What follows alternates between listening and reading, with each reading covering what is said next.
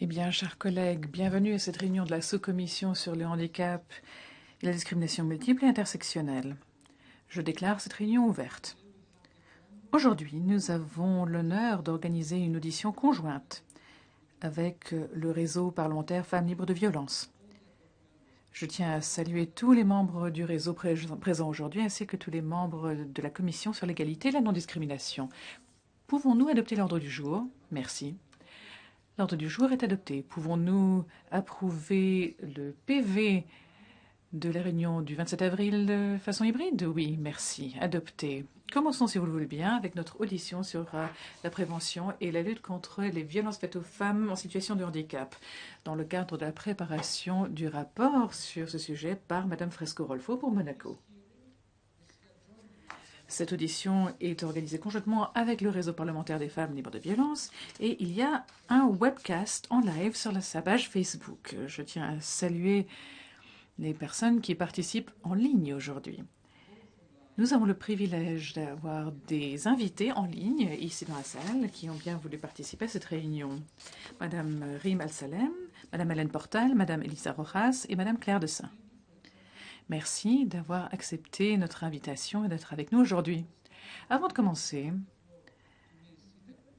je donnerai la parole à Zita Gourmay, rapporteure générale de l'Assemblée sur les violences faites aux femmes et coordinatrice du réseau parlementaire Femmes libres de violence, pour quelques paroles d'introduction. C'est à vous. Merci beaucoup. Nous allons être très occupés aujourd'hui, Monsieur le Président, puisque ce matin, nous avons commencé avec une audition publique, avec un public nombreux. C'est formidable d'avoir eu autant de participants. Je tenais simplement à vous informer que la présidente du Grevio était avec nous, puisque cela intéresse de près la Convention d'Istanbul. Merci d'avoir exprimé votre soutien aux femmes iraniennes. Je crois qu'on s'en est fait une idée dans l'hémicycle et dehors. La Convention d'Istanbul mentionne très clairement la situation des femmes en situation de handicap. Le principe de non-discrimination est présenté dans son article 4.3 qui souligne que la protection et le soutien devraient être accessibles à toutes. Le Grevio suit la réponse donnée par les États parties à la Convention en ce qui concerne les femmes en situation de handicap et fait des rapports. Donc, il est important de se pencher sur les rapports pays du Grevio afin d'identifier les bonnes pratiques. On l'a mentionné ce matin, le 22e rapport est en voie de finalisation. Il y en a 7 en cours. Ils font un travail extraordinaire. Donc, merci à tous les experts du Grevio. Malheureusement, le Grevio n'a pas pu nous dépêcher un de ses membres cet après-midi, puisqu'ils ont une réunion en parallèle de la nôtre. Nous devrions être en mesure d'organiser une deuxième audition avec la participation du Grevio durant l'une des prochaines parties de session. J'espère que vous allez nous suivre une fois de plus. Entre-temps, nous avons un superbe panel aujourd'hui qui représente les Nations Unies, des ONG et des militants. Et je me réjouis d'entendre les contributions de nos invités d'aujourd'hui. Je suis sûre que ces contributions seront précieuses pour la préparation du rapport de mon amie Béatrice Fresco. Elle a fait cela avant. J'ai beaucoup à apprendre de vous. Merci beaucoup, chers collègues. Thank you very much. Merci beaucoup. Bien, commençons par un message vidéo de Madame Rim Al-Salem, rapporteure spéciale des Nations Unies sur les violences faites aux femmes. Ses causes, ses conséquences. Malheureusement, elle n'a pas pu être avec nous aujourd'hui. Elle entame une visite officielle en Corée du Sud. Elle souhaitait contribuer à cette audition et nous envoyer un message vidéo présentant ses travaux ainsi que certaines recommandations et instruments clés des Nations Unies.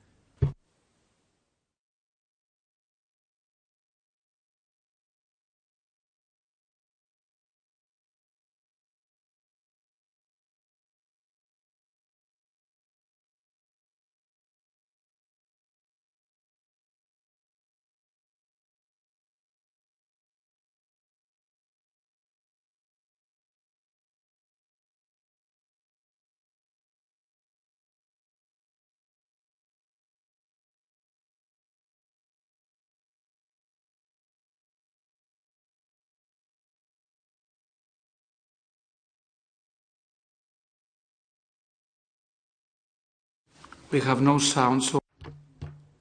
Nous avions des problèmes techniques, il n'y avait pas de son. Est-ce que vous pouvez nous dépanner? Bonjour, je remercie le Conseil de l'Europe de m'avoir invité à cette importante audience. Je suis en fait très heureuse de voir que le Conseil consacre une discussion à cette question importante, à savoir les violences contre les femmes en situation de handicap, les défis et les solutions apportées pour mieux les prévenir. Nous savons déjà que les femmes en situation de handicap subissent de formes aggravées de discrimination et de violations spécifiques de leurs droits à disposer de leurs capacités juridiques. La Convention relative aux droits des personnes handicapées reconnaît l'importance de ces formes de discrimination envers les femmes et les filles en situation de handicap qui sont davantage affectées par l'exclusion et les discriminations. L'égalité devant la loi est au cœur des droits humains et est décrite comme le droit d'avoir des droits. Elle est inscrite dans de nombreux cadres internationaux de droits humains, dont la CEDAW, la Convention sur l'élimination de toutes les formes de discrimination à l'égard des femmes, depuis 1979. Si de nombreux États ont adopté des cadres juridiques et des plans d'action nationaux pour garantir l'égalité des droits entre les femmes et les hommes, quelques-uns seulement ont adopté des mesures concrètes pour répondre aux besoins spécifiques de femmes et de filles en situation de handicap, accroître et renforcer leur participation et relever les obstacles auxquels elles sont confrontées. En raison des stéréotypes sexistes et de la violence basée sur le genre, les femmes en situation de handicap ne peuvent souvent pas jouir pleinement de leur autonomie et prendre leurs propres décisions. De ces faits, elles sont particulièrement exposées au risque d'être placées sous le régime de décision de substitution, sans que cela soit justifié. Par exemple, les femmes touchées par le handicap lié à la NEP sont souvent privées du droit à la propriété. En outre, dans la plupart des pays, on ne donne pas aux femmes en situation de handicap le moyen de prendre des décisions concernant leur propre santé reproductive et sexuelle, ce qui entraîne de pratiques hautement discriminatoires et préjudiciables. De manière générale, les femmes en situation de handicap sont confrontées à de multiples obstacles pour accéder aux services publics ou privés de manière égale et inclusive pour jouir de leurs droits fondamentaux et ainsi profiter pleinement de leur vie. Cette situation est en grande partie le résultat d'une invisibilisation des différentes formes de handicap dans les lois, les politiques et les pratiques. Les femmes en situation de handicap sont 3 fois plus susceptibles de voir leurs besoins en matière de soins de santé non satisfaits, 3 fois plus susceptibles d'être analphabètes, 2 fois moins susceptibles d'occuper un emploi de 2 fois et 2 fois moins susceptibles d'utiliser l'Internet. En outre, les femmes en situation de handicap courent un risque plus élevé de subir des violences sexuelles que les femmes qui ne sont pas en situation de handicap. En raison de leur handicap, elles sont plus fortement touchées par la mauvaise qualité de certains services ou le manque d'accès à ceux-ci, notamment en matière de santé. La crise de Covid-19 a mis en évidence ces profondes inégalités sous-jacentes et exacerbé la situation des femmes et des filles en situation de handicap.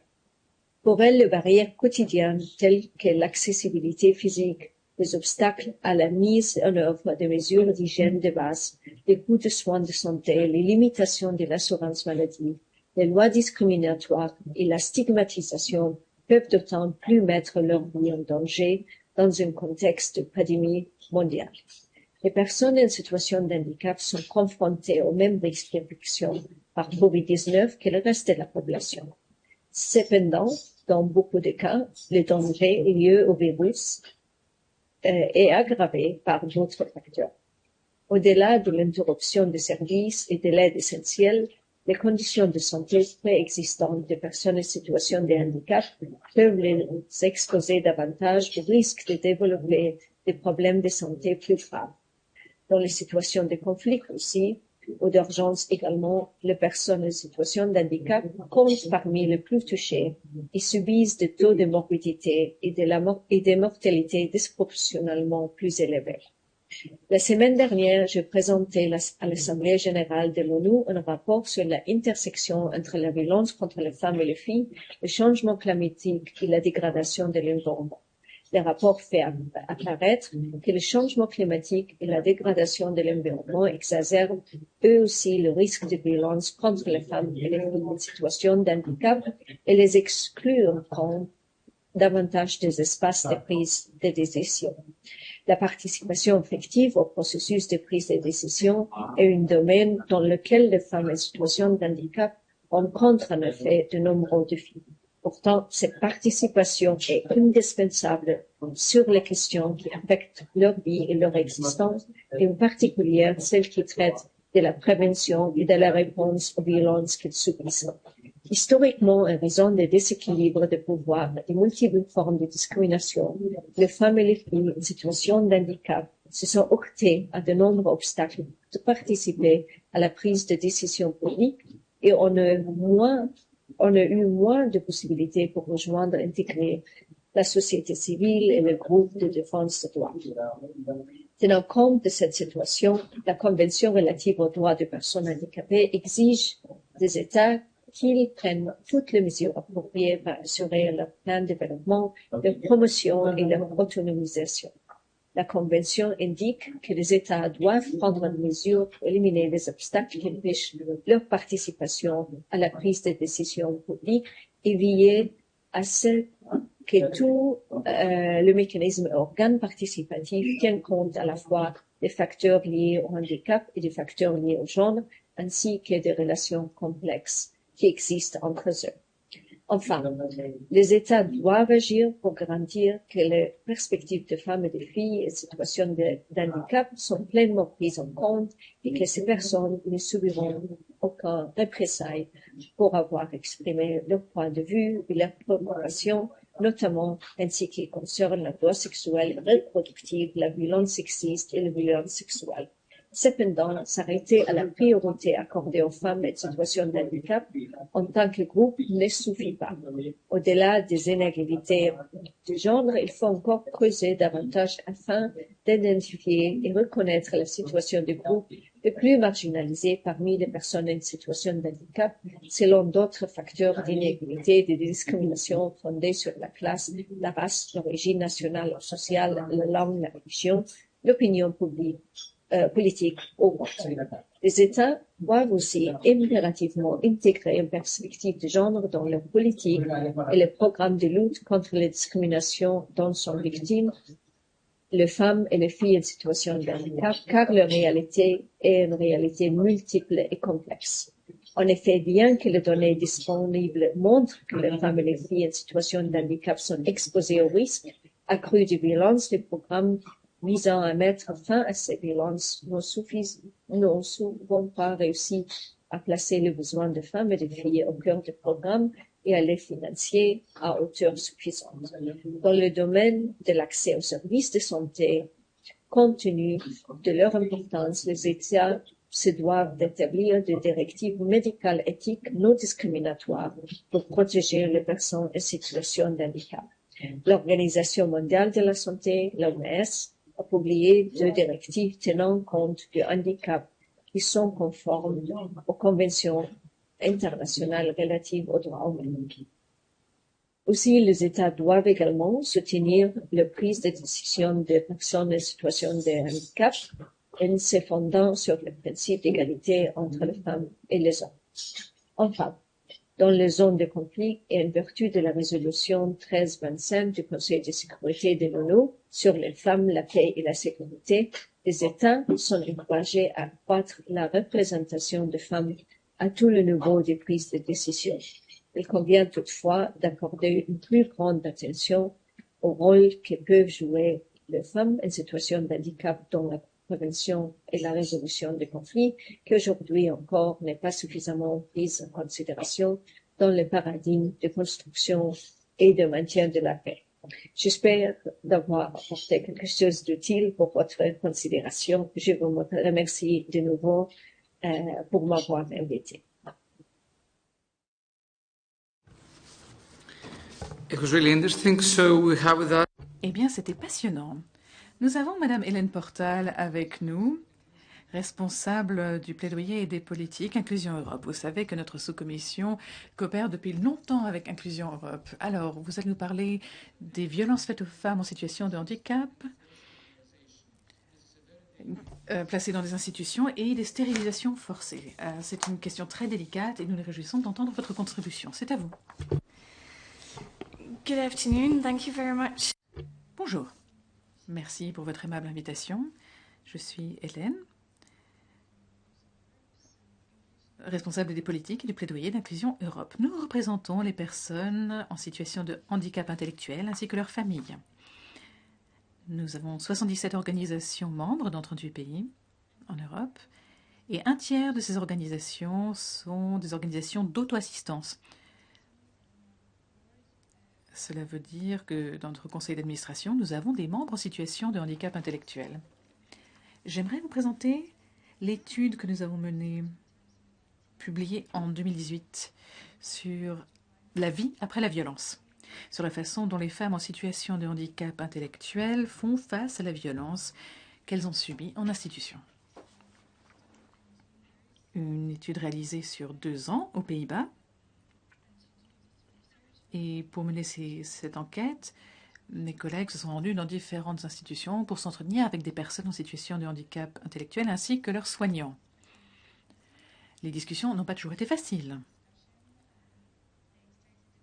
Et ils ont commencé la conversation en leur montrant des cartes avec des dessins. Et cela encourageait les personnes à s'exprimer par rapport à ces dessins.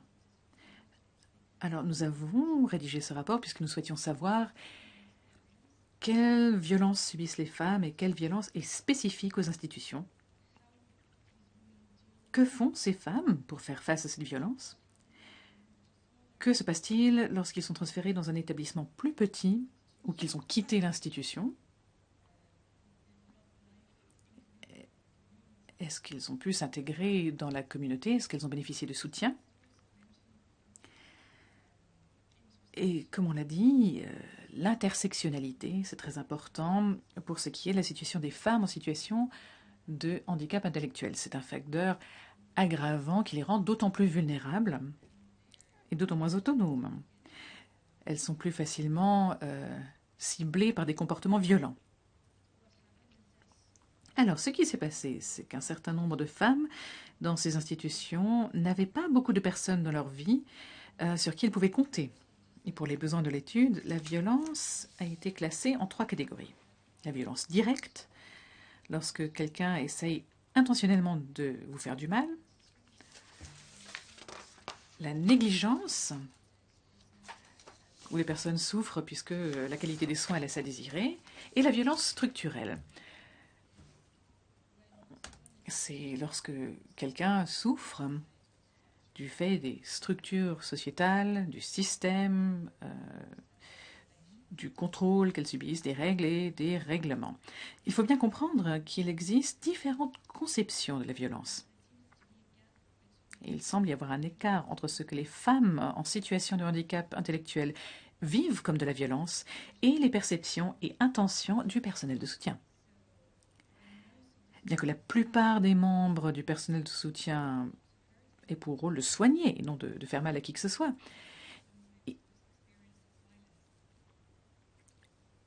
ces soins étaient parfois perçus comme de la violence par les personnes concernées. Et ce que nous avons constaté, c'est que tout d'abord, il y a un problème de sous-déclaration. Beaucoup de femmes en déficience intellectuelle ne parlent pas des violences qu'elles subissent puisque elles ont peur de ne pas être crues, elles ont peur de subir davantage de violences si elles parlent, elles ont peur de perdre les soins qu'elles reçoivent si elles s'expriment. Ce que nous avons observé, c'est que ce besoin de soutien rend ces femmes plus vulnérables. Et la violence demeure un sujet tabou. Tout d'abord, les femmes qui vivent en institution ont beaucoup de mal à établir une relation de confiance avec leurs soignants. Parfois, les femmes ont été transférées plusieurs fois d'une institution à une autre. Et il y a également un turnover important du personnel dans ces institutions.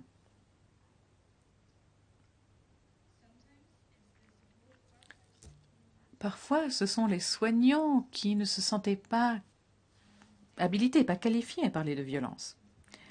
Et ils renvoyaient les victimes de violences à des thérapeutes, par exemple. Et ce qui fait que les femmes en institution, victimes de violences, avaient l'impression qu'on ne les écoutait pas, ou que leurs soignants ne s'intéressaient pas suffisamment à ce qu'elles avaient subi. Enfin, les informations ne sont pas adaptées. On ne dit pas à ces femmes qu'elles peuvent dénoncer les violences. Et lorsqu'elles s'en rendent compte, il est souvent trop tard.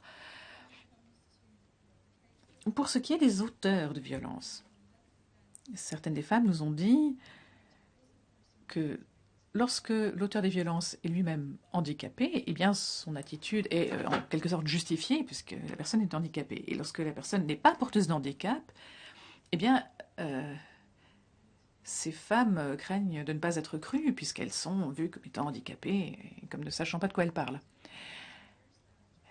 Et puis après, il y a la question des procédures. Après coup, lorsque par exemple ces femmes sont interrogées au poste de police, c'est très souvent de façon inadaptée à leur handicap. Les auditions sont trop longues, on ne peut pas avoir une personne de confiance avec soi, parfois les questions sont bizarres. Et donc c'est très difficile pour ces personnes de s'exprimer en audition. Et il y a toujours la peur, je pense que c'est le cas pour toutes les femmes qui essaient de s'exprimer sur les violences qu'elles ont subies. Mais la situation de handicap exacerbe cette difficulté, puisque, comme je vous l'ai dit, il faut pouvoir mettre en place une situation de confiance avant d'oser s'exprimer. Et très souvent, ces femmes ont peur de perdre ce qu'elles ont. Par exemple, il y avait une femme qui s'était exprimée, et lorsqu'elle a parlé des violences qu'elle subissait, ils ont renvoyé la personne qui s'occupait d'elle. Les femmes ont également peur d'être envoyées dans un service psychiatrique. Et très souvent, ces femmes souffrent de dépression. Par exemple, il y avait une femme qui avait témoigné et a déclaré qu'elle souhaitait sortir, prendre l'air, mais pour sortir, il fallait remplir des papiers. Cela a pris quelques jours, donc elle a cassé une fenêtre et on l'a accusée de mauvais comportement. Donc, les recommandations au lendemain de ce rapport, quelles sont-elles? Ceci englobe les femmes avec des problèmes intellectuels. Comme vous le savez, les femmes qui souffrent de handicap intellectuel ont tendance à être séparées, notamment dans le domaine de l'éducation. Elles n'ont pas accès à la même éducation, notamment en ce qui concerne les droits reproductifs et sexuels. C'est un élément clé et ça fait partie du travail que nous faisons à Inclusion Europe. Lorsque ces institutions existent toujours, il faut parler de la violence, écouter l'expérience des personnes, fournir des informations faciles à lire pour qu'elles puissent comprendre ce que c'est que la violence et travailler avec les personnes qui font de l'auto-plaidoyer et définir avec les personnes qui travaillent dans les institutions. En ce qui concerne le soutien qui doit être fourni après les actes de violence, cela est particulièrement important et cela fait la différence par rapport à la manière dont elles peuvent percevoir la violence, ce dont il s'agit et comment ensuite se comporter. De nombreuses femmes n'obtiennent pas ce soutien parce qu'elles n'ont personne en qui elles puissent avoir confiance, elles ont peur des représailles du fournisseur de services. Elles ont peur de ne pas être crues. Elles ont peur de souffrir et elles ne souhaitent pas déménager d'une institution à l'autre ou vers un lieu inconnu. Parfois, cela est effrayant et elles ne savent tout bonnement pas. Elles pensent que ce qui leur arrive est normal, parfois. Et j'aimerais parler de la stérilisation forcée dans l'Union européenne, notre forum handicap a fait un rapport sur ce thème de la stérilisation forcée et a révélé que cela existe et cela est répandu dans l'Union européenne. Il y a 14 États membres où cela est permis par la loi pour les personnes handicapées.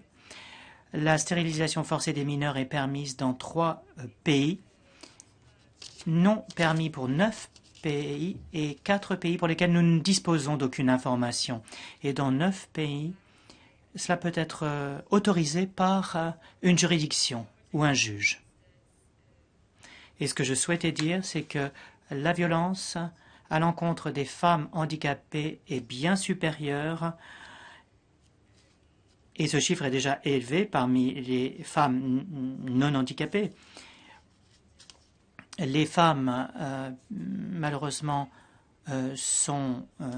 lorsqu'elles sont en situation de handicap, il y a un sous-signalement. Quand on a commencé l'étude aux Pays-Bas à l'époque, 33% des femmes sans handicap étaient victimes de violences et 61% de femmes en situation de handicap l'étaient.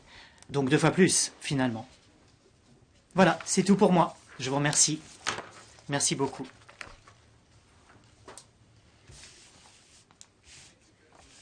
Merci beaucoup pour cet apport. Nous allons inviter maintenant notre prochaine oratrice, Elisa Rojas, qui est avocate à Paris et féministe, spécialiste de plaidoyer. C'est un honneur de vous avoir avec nous aujourd'hui. Vous allez vous concentrer sur la prévention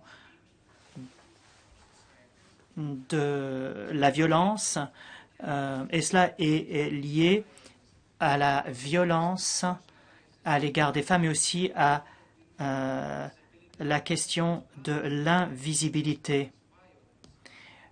Nous avons entendu que les femmes en situation de handicap sont touchées 2 fois plus que les femmes non handicapées. Vous avez la parole, madame.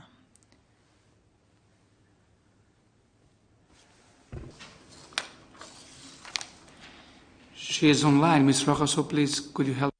Elle est en ligne.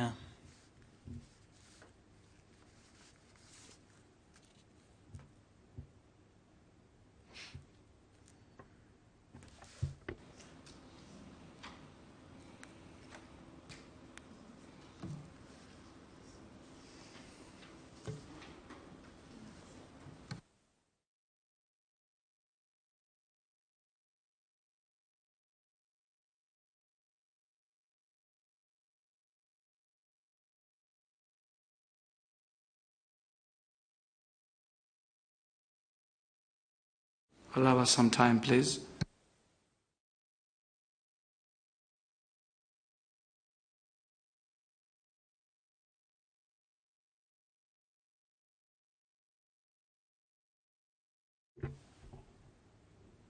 Patience, s'il vous plaît. Est-ce que là, vous m'entendez? Est-ce que là, vous m'entendez? Alors, vous avez la parole, oui. Oui, merci. Avant de commencer, il me paraît important de donner quelques précisions pour situer mon propos. Je ne suis pas chercheuse, je suis avocate de formation et de profession, mais je n'exerce pas en droit pénal et dans le domaine des violences sexuelles. Même si mon métier éclaire souvent ma réflexion, je ne peux donc pas prétendre faire état ici d'une expérience professionnelle ou avoir une approche scientifique. Je suis néanmoins une femme handicapée et une militante investie sur les questions féministes et les questions liées au handicap. C'est à ce titre, j'imagine, que j'ai été sollicitée et c'est donc à ce titre que j'interviens. Mon premier point concerne le paradoxe des violences faites aux femmes handicapées, au sens où les femmes handicapées sont surexposées aux violences et pourtant ces violences sont particulièrement invisibilisées. Une des premières difficultés qui se posent quand on veut parler de la violence faite aux femmes handicapées, c'est qu'elle est mal documentée. Il y a une insuffisance de chiffres et de statistiques solides qui rend très difficile la mise en œuvre d'une politique publique de prévention et de lutte adaptée. Sur le plan international, la prise de conscience de l'existence des violences faites aux femmes handicapées est plus forte est plus ancienne, mais les études qui existent commencent à être un peu anciennes et sont sectorielles. Sur le plan français, que je connais bien, le problème des statistiques est très important en matière de handicap et en matière de violence. Le dernier rapport du Sénat de 2019, qui justement traite des violences faites aux femmes handicapées, est obligé de reconnaître que nous avons des données parcellaires, partielles, et que la connaissance du phénomène est empirique. Pourtant, quand les chiffres existent, tout le monde s'accorde à dire qu'ils confirment une surexposition des femmes handicapées à toutes les formes de violences de genre, aux maltraitances diverses, aux violences conjugales et aux violences sexuelles. Pourtant, cette surexposition est très peu visible publiquement. Elles sont rarement présentes, les femmes handicapées, et prises en considération dans les campagnes de prévention ou de lutte contre les violences en général faites aux femmes. Elles sont très peu représentées dans les médias, dans la fiction. Aujourd'hui, les médias fêtent les 5 ans du mouvement MeToo et on peut relever que les femmes handicapées sont les grandes absentes de ce mouvement, alors même qu'elles sont surreprésentées parmi les victimes de violences. En résumé, les femmes handicapées sont absentes des grandes discussions importantes consacrées aux violences. On peut se demander pourquoi. Pour moi, il y a un contexte qui favorise non seulement les violences faites aux femmes handicapées, mais également leur invisibilisation, et j'aimerais vous apporter quelques pistes de réflexion pour vous expliquer ce contexte.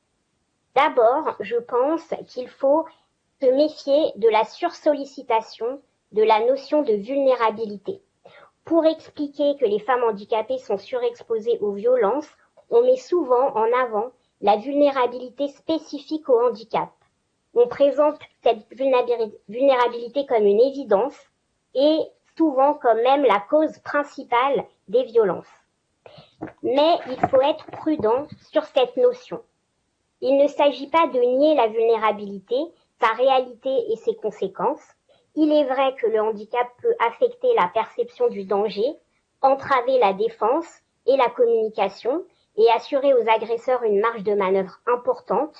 Il est vrai aussi que le handicap, lorsqu'il touche, éloigne du langage oral, lorsqu'il a des répercussions sur la communication ou sur les facultés intellectuelles, surexpose les femmes handicapées aux violences encore plus.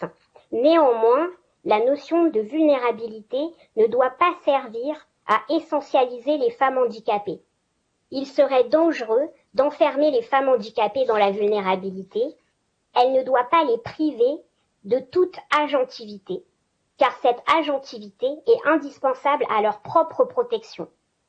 La mobilisation de la notion de vulnérabilité ne doit pas faire oublier non plus qu'une partie importante de cette vulnérabilité des femmes handicapées n'est pas naturelle. Elle est construite socialement. La vulnérabilité et la dépendance des femmes handicapées est construite et organisée. Ce que je veux dire par là, c'est que les femmes handicapées évoluent dans un huis clos familial et institutionnel. D'abord, elles sont soumises à une dépendance économique, matérielle et familiale organisée. L'autonomie financière et matérielle des femmes handicapées est très difficile. On sait qu'elles ont peu accès aux études, un accès difficile à l'emploi, que les discriminations dans l'emploi sont très fortes. On sait qu'elles ont également des difficultés à accéder à des logements autonomes en l'absence de politique en matière de logement pour les personnes handicapées. Elles ont également du mal à trouver les aides matérielles ou les aides humaines adaptées dont certaines ont besoin. Par exemple, pour des raisons de lourdeur administrative ou parce que les aides ne sont pas suffisamment financées. Toutes ces difficultés contribuent à organiser la dépendance des femmes adultes handicapées vis-à-vis de leur entourage, notamment du cercle familial ou au sein du couple. Cette dépendance, évidemment, favorise les violences. De plus, les femmes handicapées sont mises en danger via l'institutionnalisation. Lorsqu'elles sont placées en institution, on sait qu'elles vivent dans des lieux fermés où leur quotidien est régi collectivement selon des règles fixées par l'établissement. Elles vivent encadrées par une multitude de professionnels qui sont en situation d'autorité, qui travaillent en vase clos avec un faible suivi et contrôle extérieur Et ce placement en institution les expose à des violences et des abus de la part du personnel encadrant ou des autres résidents. Pourtant, c'est une réalité difficile à admettre dans certains pays, comme la France, qui ont construit leur politique publique en matière de handicap autour du placement en institution. Un autre point important, c'est le poids des représentations dans l'invisibilisation des violences faites aux femmes handicapées. Il y a des représentations importantes qui entourent le handicap, qui jouent un rôle majeur dans la réticence à reconnaître les violences faites aux femmes handicapées. Il y a des représentations biaisées des femmes handicapées, de leur sexualité et de leur corps. Les femmes handicapées ne sont pas envisagées en réalité comme des femmes à part entière, comme des femmes adultes. Elles ne sont pas supposées avoir une sexualité adulte avec toutes ses conséquences. Lorsque la question de la sexualité se pose, c'est seulement en termes de nécessité de contrôle par l'entourage qui justifie des mesures dont on vous a parlé, qui portent atteinte à leurs droits et à leur intégrité, comme la stérilisation ou les avortements forcés. Les femmes handicapées sont infantilisées, disqualifiées en tant que partenaires, en tant que mères, en tant qu'adultes, ayant le droit de maîtriser leur corps et ayant des droits reproductifs. En plus, le corps handicapé a la particularité d'être un corps qui n'existe qu'en tant qu'objet de soins et pas en tant que sujet. C'est un corps qui n'est pas considéré comme utile parce que non productif, donc ayant une moindre valeur, étant inférieur. C'est un corps, enfin, qui est réputé ne pas être soumis aux logiques de domination, d'où la moindre nécessité de se préoccuper des violences qui peuvent lui être faites. Or, en réalité, les femmes handicapées non seulement n'échappent pas aux logiques de domination, mais se trouvent à l'intersection au minimum de deux systèmes d'oppression, le genre, celui qui repose sur le genre, et celui qui repose sur le handicap. Une autre idée reçue très néfaste, qui empêche la visibilisation des violences faites aux femmes handicapées, c'est que les femmes handicapées sont supposées être protégées des violences. Elles sont supposées être protégées par leur entourage et par les institutions spécialisées qui les accueillent. Souvent, on considère l'entourage comme héroïque et bienveillant, car il est supposé supporter le fardeau qu'est le handicap pour la société. Or, c'est précisément de l'entourage familial et institutionnel que proviennent la majorité des violences. L'ensemble de ces représentations font des violences faites aux femmes handicapées des violences improbables, impensées ou alors plus ou moins sous contrôle. Il est donc très difficile pour les femmes handicapées de dénoncer ces violences. L'une des premières difficultés, c'est qu'elles ont du mal elles-mêmes à identifier ces violences. Les femmes handicapées sont peu informées sur leur sexualité, sur la contraception, sur les maladies sexuellement transmissibles, sur les violences et ont beaucoup de difficultés à accéder aux soins médicaux, gynécologiques et obstétricaux. Les représentations dont j'ai parlé tout à l'heure pèsent pas seulement sur l'ensemble de la collectivité, mais aussi sur les femmes concernées. Les femmes handicapées intériorisent des représentations d'elles-mêmes qui les excluent de la liste des victimes des violences et les poussent à croire qu'elles ne sont pas concernées. De plus, la notion de consentement ou d'intimité peut être absente, relative ou floue pour beaucoup de femmes handicapées, justement parce qu'elles manquent d'informations, parce qu'elles ne connaissent que l'intimité forcée liée à leur prise en charge, et les limites à poser quant à l'accès à leur corps peuvent être très difficiles à identifier pour elles. Pour finir, les difficultés également des femmes handicapées à dénoncer les violences est évidemment due au fait que leur parole n'est pas considérée comme crédible, puisqu'il s'agit de violences méconnues et improbables. Quand elles portent des signes de souffrance, de traumatisme visibles, on va considérer que c'est des signes, des manifestations de leur handicap, au lieu d'éveiller la suspicion et de penser à des violences. Et puis, bien sûr, la chaîne judiciaire, l'accès aux services de police et à la justice est souvent inadapté ou manque d'accessibilité, comme les hébergements d'urgence. Pour conclure, j'aimerais que mon intervention serve à ce que vous compreniez que la société impose aux femmes handicapées des conditions d'existence et des représentations qui les transforment en proies privilégiées et garantit l'impunité aux agresseurs. Il me semble essentiel de faire en sorte que les mesures de prévention et de lutte contre les violences faites aux femmes handicapées s'adressent d'abord et avant tout aux femmes handicapées et qu'elles soient construites avec les femmes handicapées. Car il ne s'agit pas seulement de former et de sensibiliser les autres, les personnes qui ne sont pas handicapées. Il est indispensable de créer les conditions de l'égalité, de l'autonomie et de restaurer l'agentivité des femmes handicapées. Il faut les informer, les conscientiser sur leurs droits, privilégier les mesures d'aide à la prise de décision au lieu des mesures de décision substitutives, privilégier leur autonomie matérielle et financière et aussi en termes de logement et d'aide. Et enfin, il faut, une bonne fois pour toutes, envisager la désinstitutionnalisation comme un outil, comme un levier de lutte contre les violences faites aux femmes handicapées. Voilà. J'en ai fini avec mon intervention. Merci beaucoup, vous êtes très précise. Félicitations. So, our last speaker. Notre dernier orateur, Claire Dessein, vice-présidente de l'association Femmes, pour le dire, Femmes pour Agir, qui va nous parler du travail de son association Covid-19 et Femmes handicapées.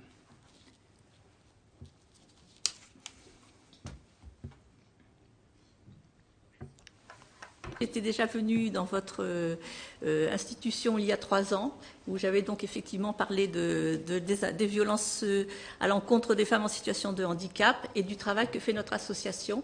Donc notre association s'appelle Femmes pour le dire, Femmes pour agir. Elle a été créée en 2003. Elle a pour objectif de lutter contre toutes les formes de discrimination, particulièrement la double discrimination dont vous en parlez déjà Hélène et Elisa, qui est à la fois d'être une femme et d'être une personne handicapée. De dire haut et fort que nous sommes des femmes et des citoyennes avant tout. On est des femmes, le handicap c'est un hasard de la vie, ça vient en plus. Mais il faut voir d'abord que nous sommes des femmes. Or, généralement, dans la société, on voit d'abord le handicap. Et enfin, de lutter contre les violences, donc très répandues comme vous venez de l'entendre. Donc il y a même un rapport de l'Europe qui dit qu'il y a 80% des femmes handicapées qui sont victimes de violences. Nous avons donc créé nous-mêmes un point d'écoute spécifique avec un numéro de téléphone dédié, avec des personnes particulièrement formées, ce qui est spécifique donc pour l'écoute des femmes handicapées qui vivent des violences. Après, bien sûr, il y a un accompagnement juridique, un accompagnement social, un accompagnement psychologique suivant les cas. Alors, les femmes handicapées doivent sans cesse s'organiser dans un environnement peu accessible et une culture sociale peu favorable pour surmonter tous les obstacles afin d'avoir un logement, un emploi, une vie sociale, avoir des soins de santé. On m'a demandé de parler surtout de ce qui s'était passé avec le confinement dû à la crise du Covid-19. Donc l'impact de la crise a été démultiplié pour les femmes handicapées. Mais une fois encore, nous manquons de données sexuées sur l'impact du Covid-19 sur les femmes handicapées. Nous n'avons pas de données sur les décès et les malades du Covid-19 parmi les personnes handicapées. Surtout dans les institutions, elles ont été mélangées avec les personnes âgées. Pas d'approche genrée dans les réponses qui ont été données concernant le Covid-19. Il y a eu un très gros impact sur la difficulté à satisfaire les besoins fondamentaux.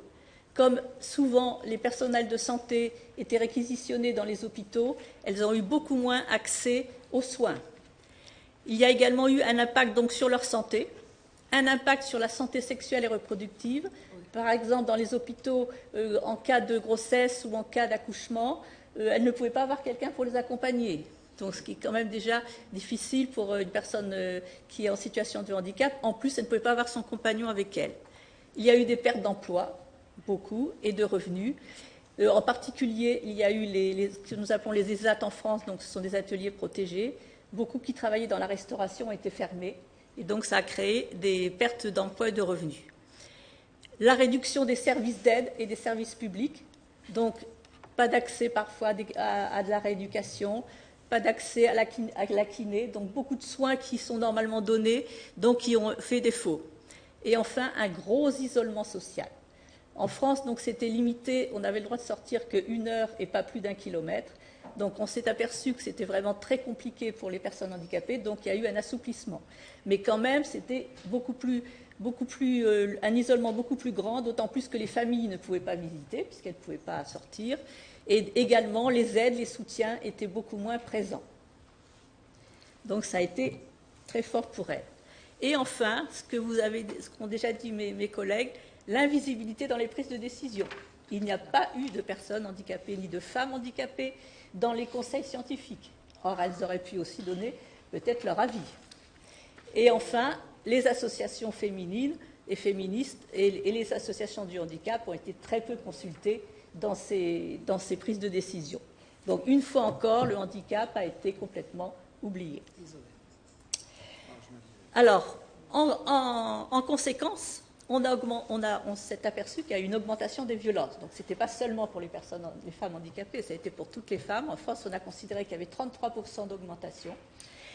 Mais pour les personnes handicapées, c'était encore plus fort, surtout que souvent, l'agresseur est le conjoint ou une personne proche dans la famille. Et donc, encore plus difficile d'échapper à la violence.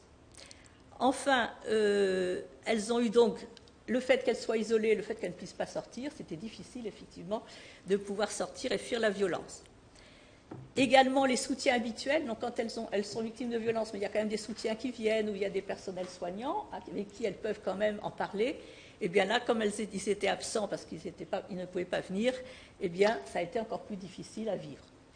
Les personnes passées en institution, un risque supplémentaire de violence, puisqu'il n'y avait plus de visiteurs et plus d'assistance qui pouvaient venir. Donc ça a encore augmenté les risques de violence. Et enfin, la dépendance financière. On s'est même aperçu qu'il y avait eu des compensations qui étaient versées, non pas à la personne handicapée directement, mais au conjoint éventuellement ou à la famille. Notre écoute violence, donc pendant la pandémie, on a continué, on l'a fait à distance, puisque donc on ne pouvait plus le faire en présentiel. Et donc ça, nous avons quand même réussi à maintenir la plage d'ouverture de permanence d'écoute. Nous avons eu moins de personnes qui ont été suivies. On a pensé que peut-être c'était parce que le conjoint ou le compagnon était dans la maison, donc c'était peut-être pas facile d'appeler. Mais on ne sait pas, mais enfin, on a eu moins de personnes suivies. Mais par contre, après les confinements, là au contraire, il y a eu une forte augmentation des appels et des violences encore plus graves et encore plus multiples que ce qu'il y avait avant. Donc elles ont vécu, les écoutantes qui sont chez nous, elles nous ont dit qu'elles avaient entendu des choses vraiment effrayantes. Donc nos recommandations concernant justement s'il y a des crises comme celle-ci, c'est avoir des données chiffrées et sexuées sur les décès, sur les personnes contaminées. On ne peut pas faire une politique si on n'a pas les chiffres. Classer les services d'aide qui sont liés au handicap et les services de lutte contre la violence sexiste comme des services essentiels pendant les prochaines pandémies. Fournir les informations dans plusieurs formats. Bon, on a vu en France quand même que le langage des signes a beaucoup augmenté, en particulier à la télévision, mais il manque encore beaucoup de formats faciles à lire et à comprendre. Donc il y a beaucoup de personnes handicapées qui n'ont pas été au courant de ce qui se passait vraiment. Veiller à ce que les compensations de perte de revenus aillent directement aux femmes handicapées plutôt qu'à leurs familles. Et enfin, faire participer les femmes handicapées aux mesures et dispositions mises en œuvre et à la prise de décision relative à la pandémie. Il faut absolument que les personnes handicapées soient incluses dans ces lieux. Donc je vais parler aussi un peu de ce qui s'est passé au niveau des violences, donc depuis 3 ans, donc en France. Alors il y a une enquête très intéressante, c'est la première qui a été faite en Nouvelle-Aquitaine, qui a été faite par l'Observatoire des violences sexistes et sexuelles de Nouvelle-Aquitaine, qui s'appelle « Les femmes victimes de violences en situation de handicap en Nouvelle-Aquitaine » et qui a été faite de janvier à septembre 2021. 178 questionnaires et 39 entretiens. On s'aperçoit que plus de la moitié d'entre elles, des personnes qui ont répondu, 53% n'ont jamais parlé des violences qu'elles avaient vécues. Et lorsqu'elles en parlent, c'est majoritairement à leur famille, à un médecin ou à un travailleur social. Un quart des femmes ne sait pas dater le début des violences et 16% déclarent qu'elles en ont toujours vécu. Alors là, je voudrais aussi faire un petit aparté sur l'autisme, parce qu'il paraît que les femmes autistes sont encore plus vulnérables parce qu'elles ne savent pas toujours identifier ce qui relève de la violence et ce qui relève du soin ou de l'intimité ou de la bienveillance. Et donc, elles sont encore plus... il paraît que c'est 90% qui sont victimes de violences. Dans ce rapport, 100% des personnes interrogées ont fait au moins une tentative de suicide. Vous voyez comme c'est énorme. Hein ? 90% révèlent des violences verbales et psychologiques, 60% des violences physiques, 50% des violences sexuelles, viols, prostitution, et 80% des professionnels interrogés connaissent au moins une femme en situation de handicap victime de violences. Moi-même, j'ai fait des sensibilisations donc, dans Loire-Atlantique avec le CIDFF. On a sensibilisé un certain nombre de travailleurs sociaux et de personnes éducatrices dans les institutions. Et elles nous disent aussi que c'est vraiment très fort le taux de violence. Les professionnels ne sont pas du tout formés, donc ils sont complètement démunis. Ils ne savent pas comment s'en sortir, même ceux qui vraiment reconnaissent qu'il y a des violences. Hein. Et là, parmi ces violences, plus de la moitié relèvent des rapports sexuels forcés par un compagnon ou un parent. Et plus de la moitié d'entre elles, alors ça c'est un nouveau sujet dont on parle encore très peu, ont également déclaré avoir été victimes d'inceste. Donc on a commencé à faire dans notre association, on a fait un questionnaire qui est sur les réseaux sociaux pour essayer d'avoir des données sur les incestes aux filles handicapées. Et alors là c'est un domaine absolument vierge. Et c'est très important. Donc on retrouve toujours, y compris dans ce rapport, l'absence de données sur les filles et femmes handicapées, sur le nombre de femmes devenues handicapées à la suite des violences, parce qu'il y en a beaucoup qui deviennent handicapées à la suite des violences, surtout dans les handicaps post-traumatiques, les suicides qui sont dus à la violence et au classement sans suite, combien de femmes handicapées parmi les féminicides. En France, on est déjà à 86 féminicides à ce jour, et on n'a pas du tout de données sur savoir qui sont les femmes handicapées qui sont victimes de violences et de féminicides. Même chose pour notre enquête qui s'appelle Cadre de vie et sécurité en France. On n'a rien du tout, on n'a pas du tout de données sur les personnes handicapées. Pas de données non plus sur les agressions sexuelles sur les filles handicapées mineures, et non plus parmi les enfants victimes d'inceste. Donc on est en rapport avec la CIVIS. La CIVIS en France, c'est une commission qui vient d'être faite justement pour travailler sur l'inceste. Donc vous voyez qu'il y a énormément des problèmes de statistiques, comme l'a dit Elisa Rojas, très importantes. Alors, notre association comme action, donc nous avons notre écoute violence, donc une journée et demie par semaine. Donc nous essayons de monter en puissance, mais il nous faut des financements pour pouvoir faire plus de journées. Nous avons un site internet spécifique sur les violences et des réseaux sociaux. Un escape game aussi pour les plus jeunes, pour repérer les discriminations. Nous avons des ateliers. Alors ces ateliers, ils servent à la fois à donner plus de socialité, si vous voulez, plus de socialisation aux personnes handicapées, aux femmes handicapées. Donc on fait des bijoux, il y a de la création, il y a un jardin littéraire, il y a un écrivain public, on peut faire de la photo, du théâtre, etc. Donc ça, c'est surtout pour montrer aussi aux femmes qu'elles ont des capacités et qu'elles peuvent faire beaucoup de choses. Et sont très importants ces ateliers pour les socialiser. Alors on fait beaucoup de plaidoyers, on est en rapport avec les institutions, on organise des colloques, des forums, on fait des formations, en particulier à la police et au barreau de Paris. On participe à de nombreux réseaux féministes et à des réseaux de personnes handicapées, comme le CFHE, qui est donc la coordination française pour les questions européennes et internationales, le lobby européen des femmes. Et enfin, on collabore avec les institutions comme la Défenseure des droits, le Haut Conseil à l'égalité, les ministères. Donc on a un gros travail. Et c'est vrai que depuis 20 ans que nous existons, ce sujet est quand même beaucoup plus prégnant maintenant en France. Alors pour la prévention des violences, ce que nous recommandons, c'est bien sûr la formation des professionnels encadrants, mais comme l'a dit Elisa Rojas, également la formation des personnes handicapées, des femmes handicapées qui sont souvent très mal informées, qui ne savent pas ce qu'elles peuvent faire, qui ne savent pas qu'elles peuvent déposer plainte. Et donc c'est très important effectivement que la formation soit non seulement auprès des professionnels, mais également auprès des femmes handicapées. Alors ces professionnels, ça recouvre également les médecins, les magistrats, les avocats, les juristes, etc. Donc il y a énormément de personnel à former. renforcer le contrôle des établissements, parce qu'il y a très peu de suivi à l'intérieur des établissements, et enfin protéger les salariés qui dénoncent les faits de maltraitance, au lieu de mettre leur parole en doute. Et puis il y a beaucoup d'institutions qui sont gênées parce qu'ils ont peur que ça donne une mauvaise réputation. Alors je voudrais aussi parler un petit peu du Grenelle. Donc en France, nous avons eu le Grenelle contre les violences conjugales, et dans ce Grenelle, il y a un groupe spécifique qui est le groupe pour les personnes qui sont les femmes en situation de handicap. Et on a 3 mesures, donc il y en a 2 qui sont déjà mises en place, une 3e qui est en cours d'être mise en place. On en a une qui est donc un rappel, une circulaire qui rappelle aux directeurs d'établissement qu'ils doivent être vigilants et qu'ils doivent former leur personnel. Une 2e action qui est la création dans toutes les régions françaises d'un centre de ressources sur la vie affective, sexuelle et la parentalité pour les personnes handicapées.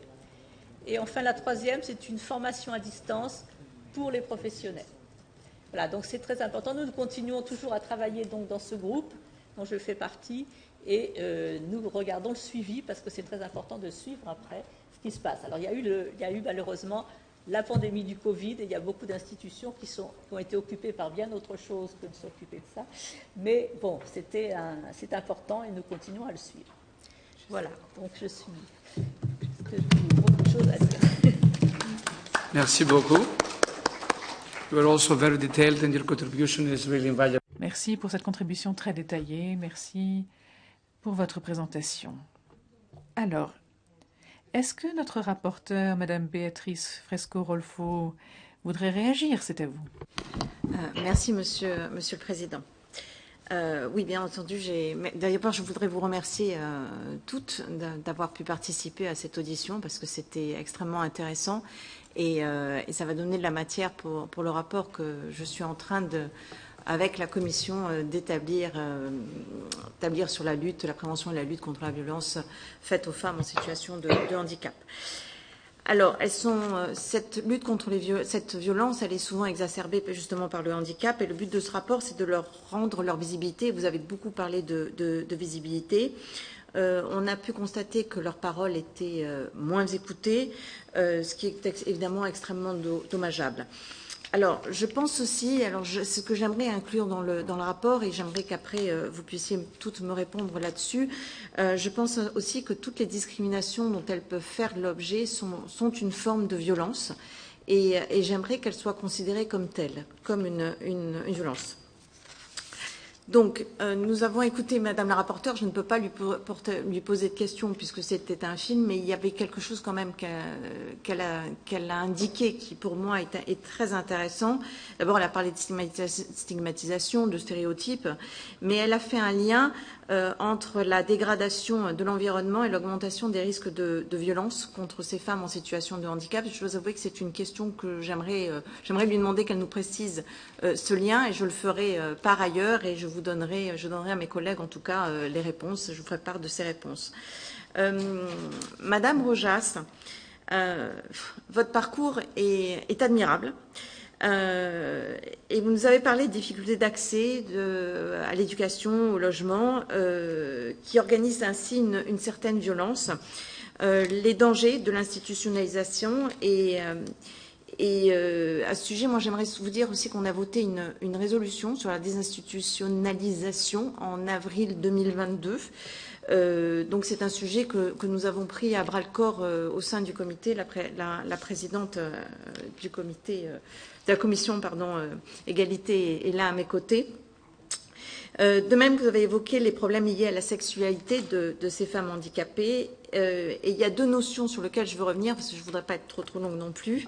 Vous avez parlé de la vulnérabilité des femmes handicapées qui est construite socialement. C'était une notion très intéressante. Et vous avez évoqué la restauration de l'agentivité des femmes handicapées, et du coup de les impliquer dans l'élaboration de toutes les décisions. Ça, c'est quelque chose aussi que j'ai trouvé très intéressant. J'ai parlé plus en avant, et c'est plus une question pour vous, de la discrimination comme une violence, et j'aimerais savoir si il serait intéressant de votre point de vue qu'elle soit reconnue comme une violence quand il s'agit de discrimination à l'égard d'une personne handicapée, et en tout cas d'une fille et d'une femme. Je vais continuer ou on pose à chacun les questions, Monsieur le Président? Je continue, je pose toutes les questions. Je ne suis pas dans l'ordre du tout. Madame Dessein, vous avez évoqué le manque de données sexuées sur l'impact de la Covid-19. C'est vrai que quand on voit ce dont vous parlez, ça serait très intéressant en effet de les avoir et surtout des difficultés rencontrées par les ONG pour accéder aux femmes handicapées et les soutenir quand elles sont victimes de violences pendant la Covid. Je crois que vous avez eu beaucoup de problèmes là-dessus. Vous avez fait des recommandations pour prévenir les cas de violence. Et donc, après, j'ai une question en fait globale qui est avec Madame Portal. Madame Portal, j'ai beaucoup aimé votre définition des 3 types de violence. La violence directe, par négligence et culturelle. Je pense que c'est des notions que nous devons vraiment mettre dans notre réflexion. Et cette peur que peuvent ressentir les femmes de parler. La carte présentée pour les stérilisations forcées, que j'ai eu l'occasion de voir plus en détail, est difficile à moi à voir. C'est quelque chose qui est encore trop répandu. Et donc j'ai une question pour vous deux. Vous avez toutes les deux évoqué la nécessité d'encadrer et de contrôler les institutions spécialisées. Alors j'aimerais savoir si vous pensez que dans les institutions, les femmes handicapées, les filles et les femmes handicapées ont des risques accrus de faire l'objet de violences. Je crois que j'en ai terminé avec mes questions. Je vous rends la parole. Thank you very much. I would like to give Merci beaucoup. J'aimerais à présent donner la parole à Madame Rojas.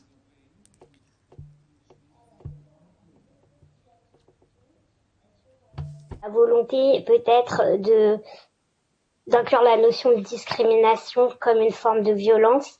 Là, pour le coup, ma qualité d'avocate revient et prend le dessus parce que la discrimination, pour moi, c'est un terme juridique avec une définition extrêmement précise. Et je pense que c'est un terme, voilà, qui a sa cohérence, ses textes, qui correspond au fait de traiter de façon différente une personne pour un motif qui n'est pas autorisé, et la liste des motifs est particulièrement longue et figure dans les textes, par exemple en France. Et je pense qu'il ne faut pas confondre donc le fait de refuser un bien ou un service pour un motif qui est discriminatoire, avec la conséquence que la discrimination a sur les personnes qui en sont victimes, et bien évidemment que la conséquence, c'est une violence psychologique. Et d'ailleurs, j'espère qu'un jour, les tribunaux reconnaîtront ce préjudice et sauront l'indemniser beaucoup mieux qu'ils ne le font aujourd'hui, en tout cas dans un pays comme la France. Donc, en ce sens, je pense quand même que les violences et la discrimination sont vraiment des catégories juridiques distinctes. Donc, je comprends l'idée et je pense que la conséquence est forcément de nature violente, mais pour moi, ce sont vraiment deux notions très différentes. J'avais vu passer la résolution du Conseil de l'Europe sur la désinstitutionnalisation. Bien entendu, elle m'a beaucoup intéressée et on a vraiment besoin dans un pays comme la France du soutien des instances internationales. Elles sont à l'heure actuelle notre seul allié pour la désinstitutionnalisation, pour les militants handicapés que nous sommes, parce que malheureusement, le contrôle des établissements et même la protection des salariés qui alertent, qui existe déjà en France, cette protection, elle est prévue par les textes, elles ne suffisent pas, elles ne suffiront jamais. C'est penser la vie des personnes handicapées autrement et en dehors du contrôle des institutions, en leur rendant toute leur agentivité, on pourra les rendre le plus autonomes possible, le moins dépendants, et du coup, on pourra essayer de les protéger au maximum des violences. Et en tout cas, si le risque se réalise, on les mettra dans les conditions les plus à même de les dénoncer, en fait, de les identifier, de les dénoncer. Thank you. Merci, Madame Rojas. Madame Portal. Oui, du coup, pour répondre au contrôle des institutions spécialisées, Pour moi, il y a deux choses qui sont extrêmement importantes. Par rapport aux violences, c'est déjà d'une part de l'interdiction de la stérilisation forcée, vous en avez parlé, et c'est aberrant que ça puisse encore exister. Et notamment, parfois, si c'est pas la stérilisation, la contraception forcée est une condition requise pour pouvoir être institutionnalisée. Donc les familles sont obligées les familles ou les personnes ou les institutions trouvent des moyens de recourir à cette contraception forcée pour pouvoir avoir un nouveau client, donc une personne en situation de handicap. Et pour moi, c'est lié énormément à la notion de capacité juridique qui a été enlevée pour les personnes en situation de handicap intellectuel dans de nombreux cas. C'est-à-dire que les personnes n'ont pas le droit de décider. Donc c'est leur tuteur ou leur curateur qui décide à leur place. Parfois c'est les familles. Et parfois, malheureusement, il y a encore cette notion de protection qui est utilisée comme justification pour stériliser ou tout du moins donner des contraceptifs sans aucune explication en fait. Et donc ça c'est un énorme problème. Et la désinstitutionnalisation, je suis complètement d'accord avec ce qui a été dit par Madame Rojas et par Madame Dessins, c'est nécessaire. Mais pour les personnes en situation de handicap intellectuel, c'est parfois plus compliqué parce qu'il y a justement cette notion de capacité juridique qui est limitée. Et ensuite, parce que quand ça se passe mal ou qu'il n'y a pas les soutiens nécessaires pour que la personne puisse vivre au sein de la communauté en toute autonomie, ça retombe beaucoup sur les familles. Et donc, c'est quand même souvent les mamans. Et je pense qu'il n'y a absolument pas d'aide et de prise de possibilité de prendre des décisions pour ces femmes en situation de handicap, puisque souvent, comme ça a été dit, elles sont mises à l'écart de la société dès le début, en fait, dans les écoles, puis ensuite dans des ESAT, comme ça a été mentionné en France, donc c'est centres d'aide par le travail, par exemple, puis ensuite dans des institutions. Donc ça fait qu'elles n'ont jamais l'occasion de vivre au sein de la communauté et qu'elles ne savent absolument pas ce que c'est que des violences. Et c'est pour ça que ce rapport que j'ai présenté, je le trouve intéressant dans le sens où il parle des violences spécifiques au sein des institutions, les violences structurelles, qui sont donc toutes ces règles qui sont imposées à ces personnes et qui font qu'elles n'arrivent même pas à savoir et à faire la différence entre un soin qui relève de l'hygiène intime et d'une violence qui peut être faite, par exemple, dans le cadre de la famille, d'un autre résident, d'un soignant. Enfin, voilà, c'est vraiment très compliqué pour ces femmes de savoir. Merci. Thank you very much. Merci beaucoup. Madame Dessins. Alors j'ai effectivement aussi beaucoup de choses à dire sur les institutions. Alors il faut savoir qu'en France, effectivement, il y a le gros problème qui a d'ailleurs été signalé par le rapport par l'ONU, quand le comité de l'ONU sur justement l'application de la Convention, c'est que la plupart des institutions sont également tenues par des grosses associations de personnes handicapées. Et donc cette double appartenance pose un gros problème pour la désinstitutionnalisation parce que bien sûr elles ont intérêt à ce que les institutions qui rapportent quand même de l'argent existent. Donc ça c'est une première chose au niveau de la structuration en France.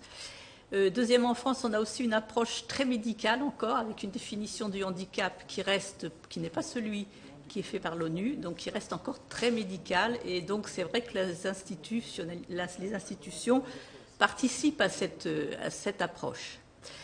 Enfin, je voudrais dire qu'on n'a pas de données justement en France sur les institutions. L'enquête Virage, qui est la dernière enquête qui a été faite il y a 3 ans sur les violences faites aux femmes, et n'est pas allé dans les institutions. Nous en avons parlé en amont. Nous voulions qu'il y ait quelque chose qui soit fait, mais ça n'a pas pu être fait ils ne l'ont pas fait sur les institutions. Même pour les autres personnes, il y a juste une question sur l'état de santé, c'est tout. Donc on a vraiment très peu de données, et ce serait quelque chose de vraiment important, qu'il y ait une grande enquête qui soit faite. Je pense au niveau européen, ce serait intéressant, une grande enquête sur justement les violences qui sont faites aux femmes handicapées dans les institutions. Alors, on a quand même pas mal de choses que l'on sait aussi parce qu'il y a une expérimentation qui a été faite en France par l'ARS d'Île-de-France qui s'appelle Handigynéco. Et là, on s'est aperçu que les femmes handicapées n'avaient pas accès aux soins autres que ceux pour le handicap, donc en particulier les soins gynécologiques. Et donc, ce sont les sages-femmes qui vont dans les établissements, parce qu'autrement, ils ne viennent pas dans les cabinets, qui ne sont pas d'ailleurs toujours accessibles. Et donc, elles se sont aperçues, ces sages-femmes, donc elles ont commencé par des soins gynécologiques. Après, il y a eu tout un travail d'écoute, parce que là, elles ont eu confiance avec ces sages-femmes, et donc à quel point la plupart ont justement parlé des violences. Et cette handigynéco est maintenant reconnue, donc ça va être généralisé à toute la France, y compris à l'outre-mer. Et donc, je pense que ça nous donnera aussi pas mal de données sur ce sujet. L'ordre des sages-femmes, d'ailleurs, est partie prenante. Donc ça, je pense que c'est une nouveauté qui est très importante et qui va permettre peut-être d'avoir une meilleure entrée, justement, dans les établissements. Alors, bien sûr, ce ne sont que les directions qui acceptent qu'il y ait cette handigynéco qui vienne dans les institutions.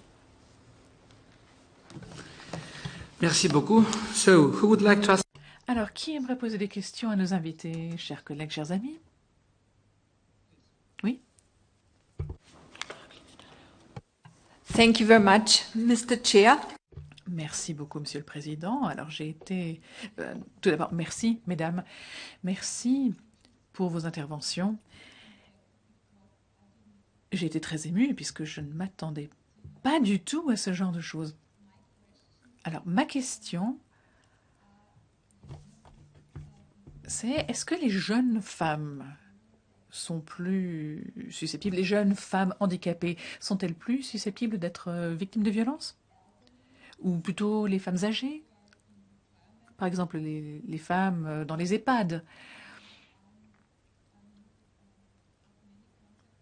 J'ai de nombreux contacts avec des personnes âgées et j'ai appris que très souvent,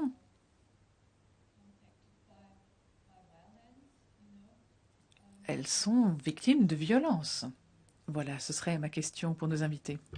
Thank you very much. Anybody else, please? Merci. Quelqu'un d'autre? Quelqu'un souhaite poser une question? Oui. Merci, Monsieur le Président. Moi aussi, je voudrais remercier infiniment toutes les intervenantes. J'ai été atterrée et très touchée par ce que vous avez expliqué. Je voudrais vous exprimer toute mon empathie. Alors, j'ai entendu qu'à plusieurs reprises, il n'y avait pas de possibilité de faire des statistiques en France. Je voudrais savoir, si vous avez cette information, s'il existe des chiffres ailleurs qu'en France. Donc, si ça n'est pas le cas, j'entends bien qu'en France, on ne le fait pas, mais ça aurait été intéressant si effectivement un autre État pouvait dire, nous, on utilise un chiffrage qui permet d'obtenir donc des statistiques. Donc voilà, sur ce point-là.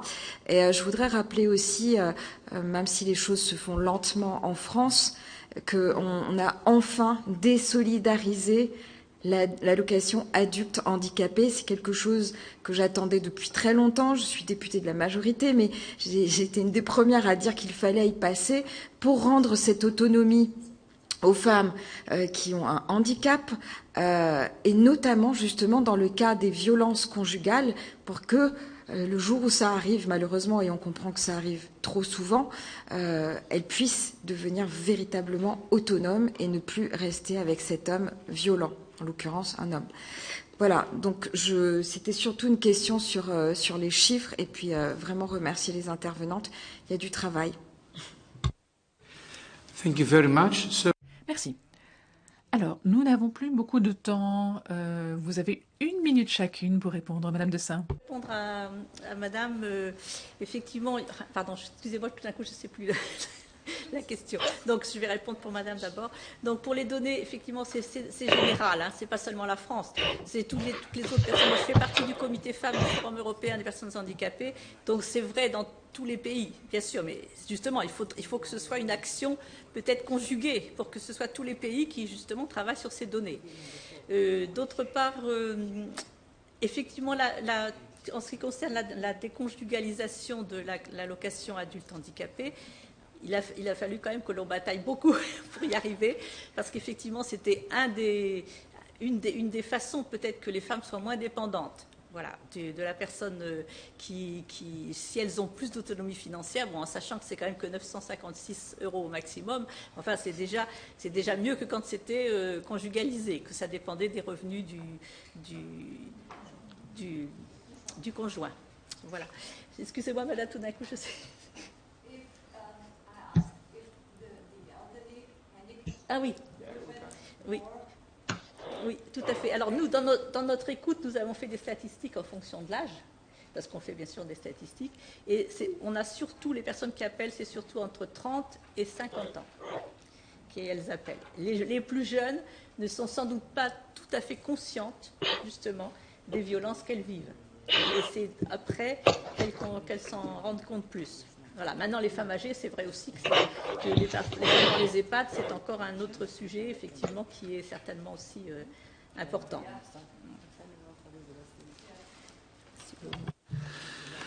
Merci beaucoup, Madame Portal. Merci. Et bien pour la question des statistiques, oui, je rejoins ce que Madame Dessein a dit, et on en a très peu. Moi, j'avais fait référence à celle aux Pays-Bas qui disait que 33% des femmes en situation, enfin des femmes étaient victimes de violences et 61% pour celles en situation de handicap. Mais c'est vrai que nous, on n'a pas peu de chiffres. Et en fait, là où je voulais en venir, c'était la question des institutions. C'est donc là où il y a également énormément de violence. Et en fait, beaucoup de recherches au niveau national, quand c'est les enquêtes téléphoniques, ou quand c'est des, je sais plus comment on appelle ça, des census, enfin bref, et ne vont pas, voilà, des recensements, ne vont pas interroger dans les institutions, parce que c'est pas entendu comme étant un domicile, en fait. Donc, il n'y a pas d'enquête dans les institutions. Et ça, c'est vraiment très problématique. Et pour ce qui est de la déconjugalisation, je voudrais rajouter que la notion de capacité juridique est aussi hyper importante, parce que ça implique qu'on peut avoir un compte en banque et une indépendance financière, ce qui n'est pas le cas des personnes avec une limitation dans leur capacité juridique. Pour la question des personnes en situation de handicap plus âgées, dans plusieurs pays, il y a une barrière à partir de 60 ans environ. On ne dépend plus du handicap, mais c'est la vieillesse. Et donc, on passe dans une autre catégorie. Donc, pour ce qui est des violences, c'est pareil. À ce niveau-là, je suis certaine qu'il y en a, et qu'il y en a autant, puisqu'elle existe dans les EHPAD et qu'elle existe dans les institutions. Mais alors, les chiffres, c'est pareil. Je ne peux pas vous répondre. Je suis désolée. Thank you very much. Merci, Madame Rojas. Souhaitez-vous ajouter quelque chose? Vous avez 30 secondes. Alors sur la question de l'âge, eh bien en fait, comme on le sait, malheureusement ça commence également pour les filles handicapées dès l'enfance, et ça ne s'arrête jamais jusqu'au grand âge. Donc le problème c'est plutôt le degré de dépendance des personnes et le type de handicap qui peuvent être des facteurs qui surexposent. Pour les problèmes des statistiques, tout est très bien expliqué dans le dernier rapport du Sénat pour la France de 2019, qui explique que c'est un problème mondial, mais que ce qui existe est surtout au niveau international. Et pour la déconjugalisation de l'allocation adulte handicapé, je rappelle, comme l'a fait Madame Dessein, que ça a été un combat très difficile qui a été mené par des militants, les premiers concernés, par des militants directement concernés, et on peut pas dire qu'on a été soutenu dès le départ, très loin de là, et le combat continue pour les personnes handicapées en France. Thank you very much. Merci beaucoup. Un dernier commentaire de notre coordinatrice Zita Gouman. Merci. Tell that this is something to digest, actually, because I think it's the topic is very, very difficult, and of course we still did not talk about trauma, what disabled women went through. And of course the post-traumatic effect on children and younger or older women. So I think it's absolutely important. But I'm convinced that Patricia Fresco is going to make a very, very good report. And today your contribution, I'm sure, really helped just to make an absolutely rich report, and I think we have a lot to do. I believe that it would be very interesting to ask the Gender Institute, you know, what type of data they have. Et nous avons énormément de données sur le sujet. Il faut continuer la lutte pour que les personnes invisibles deviennent enfin visibles. Monsieur le Président, j'étais ravi de votre invitation et de co-présider cet événement d'une importance majeure, donc un petit cœur pour vous toutes. Merci Zita pour votre contribution. Nos orateurs ont pris le temps d'être avec nous et de participer à cette audition. Madame Rogin, à distance, je vais proposer une date et un lieu pour la prochaine réunion. J'aimerais remercier aussi les interprètes. The meeting is closed. La réunion est levée.